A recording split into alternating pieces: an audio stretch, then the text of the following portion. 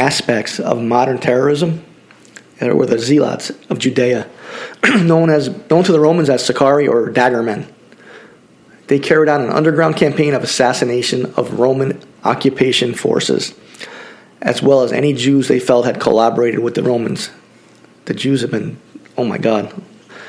This was in the 14th century AD. So terrorism is not something new. Just new to some Americans who thought we'd never be attacked. Our intelligence community was sleeping on that one. I mean, you can't tell me that there wasn't any chatter on the dark web, that something was in the works. I mean, we have the most sophisticated technology in the world. And I'm sure they knew something was going to happen. They just didn't know where or what. Well, this is another topic that I'm going to have to be looking into. I don't mean to be putting them off onto the next podcast, but they're very important issues. And, you know, this program wants to answer it with our view in the best way we can. I do know Osama bin Laden. His name was mentioned from Colonel Oliver North's testimony in the Iran-Contra testimonies. Under Reagan. Yeah. As being the most dangerous man in the world at that time. So it makes, you know, again, we don't like to make assumptions, but it makes an assumption that I would have to imagine every president afterwards knew something about the next crusades that come across our borders. Oh, yeah. I mean, they had to have. I mean, with the best sophisticated technology in the world, we knew something was going to happen. Let's move on to the next part of our podcast. Like we said during our first show. That was heavy. Like we said during our first show, we always want to educate. Use one part for education and talk about our history. That's the great history of the United States. So over the last two podcasts, we talked about the Declaration of Independence and how they compared with what's happening in today's political climate and how they relate to the oppressions that our founding fathers faced in the 1700s. Go back and listen to them. And if you have any questions, feel free to contact us. Again, USCG National 2021 on GoDaddy sites. We'll be happy to get back to you as soon as we can. All right, so before we get into Article 1, I feel we need to talk about the preamble right before Article 1. I'm just going to read the preamble. It's not as boring as it seems, because our founding fathers never wasted words. That's for sure. Every word they wrote had a meaning. So here it goes. Here's the preamble. We, the people of the United States, in order to form a more perfect union, established justice, ensure domestic tranquility, provide for common defense, promote general welfare, and secure the blessings of liberty to ourselves and our posterity. Do ordain and establish this Constitution for the United States of America. Okay? So, let's break this down. And this is just a preamble. Number one, we the people, notice, there's no mention of a king or a ruler. That's important because we the people are the rulers. We are consenting to be ruled by the laws that are going to be part of this Constitution. That was part of the Declaration, get away from the king and the rulers. Yes. Number two, to ourselves and posterity. That means they're thinking of generations to come, and I believe they have thought of most of the problems this government would overcome for the future generations. We've got a lot of problems right now. Yeah, we got them right now for sure. Or number three, ordain and establish. This means they're building this government and implementing it at the same time. You know, it's like building your house and moving into it all at the same time. And you notice in the beginning of it, it states justice, domestic tranquility, common defense, general welfare, secure blessings of liberty. That's it. No other powers given to this government through the Constitution. And they're feeling that just that small part of the Constitution, that's the preamble. You know, so... Kind of straight to the point. They're not, our elected officials, they're not even listening to the preamble. Never mind to the rest of the Constitution. Right. So this one paragraph, small, 5, 6, 7 sentences, they can't even go by that. You know, the common defense, that is why each state decided to become part of the Union. So they wouldn't have to worry about their own defense. And that's where the Army comes in. So let's get into Article 1. It's divided into 10 sections, but we're just going to go over the first 3 today. In Article 1, which is also known as the vesting clause, states all legislative powers herein granted shall be vested in the Congress of the United States, which shall consist of the Senate and House of Representatives. So what does that mean?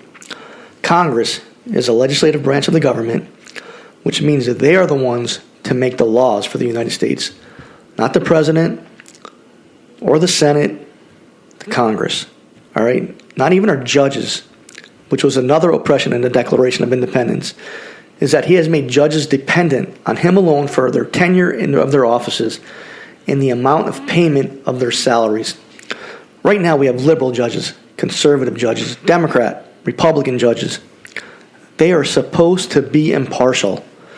They're not supposed to be political affiliated. When legislative bodies hold positions over their heads, that's wrong. When they have the power to limit their terms and money, if they don't vote the way they want, that's wrong, people. It's absolutely wrong. You can't tell me you don't see this happening today. I just want to add, when the president signs executive orders, to me, that's circumventing the Congress, who is tasked to make the laws. I feel these executive orders are unconstitutional. Yeah, Congress is violating the law all the time because, just like Dennis said, all those comments are true. And the Congress goes up one step further, and they have the bureaucracies. So they don't make the laws either. But since our legislators made this end around, and they got these bureaucracies to pass laws, the judicial system doesn't hear the lawsuits brought against it. We have no way of fighting these bureaucracies except through election. And, this goes back to the first Supreme Court. There's cases on that, and we'll go over it later, but it's through Article 1, Section 4 and Section 8. The Commerce Law is allowing, they hung everything on this Commerce Law, and we'll go over it later. That's why these bureaucracies are allowed to make laws, and that's why these judges are allowed to make legislation from the bench. Right. Next week, we're going to go over Sections 4, 5, and 6, so we'll get into a little bit more about that next week. But Section 2 talks about the duties of the House of Representatives. The House of Representatives shall be composed of members chosen every second year by the people of the United States, and the electors in each state shall have qualifications requisite for electors of the most numerous branch of the state legislature. No person shall be a representative who shall not have attained the age of 25 and have been 7 years a citizen of the United States, and who shall not, when elected, be an inhabitant or of that state in which he shall be chosen. Representatives and direct taxes shall be apportioned among the several states which may be included within this union, according to their respective numbers, which shall be determined by adding the whole number of persons, including those bound to service for a term of years, and excluding Indians not taxed 3/5 of all other persons. The actual enumeration shall be made within 3 years after the first meeting of the Congress of the United States, and within every subsequent term of 10 years, in such a manner as they shall by law direct. That's the Census Bureau. Right. The number of representatives shall not exceed 1 for every 30,000 people, but each state will have at least 1 representative. So these immigrants coming through the border, by week's end, every week, we're getting a new representative. We're getting a couple of new representatives in whatever state they land in. Yep. I mean, when there's a vacancy, when someone retires, the chief executive, usually the governor, can appoint someone to that position for the remaining term. The House of Representatives shall choose their speaker and other officers, and shall have sole powers of impeachment. They don't go any more than impeachment. Yeah. And I think the governor writes they do the writs for a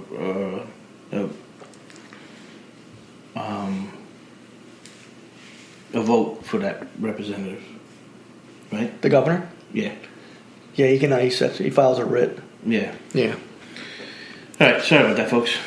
You'll notice in Article 1, Section 2, Paragraph 3, representatives and direct taxes. This was changed by the 14th Amendment. 14th Amendment, Section 2, was changed for a pure reason, because it was the end of slavery, and everybody was going to be counted the way they were supposed to be counted. To begin with the, so this law was changed, and it was changed the right way. It's what the Founding Fathers wanted to happen, but at the time they didn't have the ability, the strong standing to set things straight from the beginning. So Abraham Lincoln did, and then we did this 14th Amendment. But,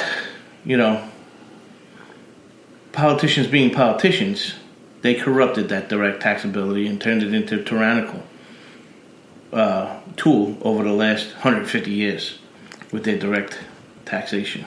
Yeah, the main point that we're trying to make here is Congress is elected every 2 years. You must be 25 years old to be, and you have to be a citizen 7 years.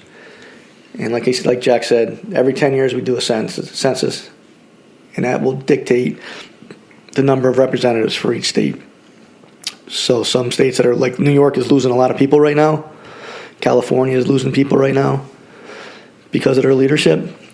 So other states where these people are going will probably add another representative, while New York and California will lose one or two each. Hopefully Nancy and AOC and Nadler, maybe we'll get to lose them.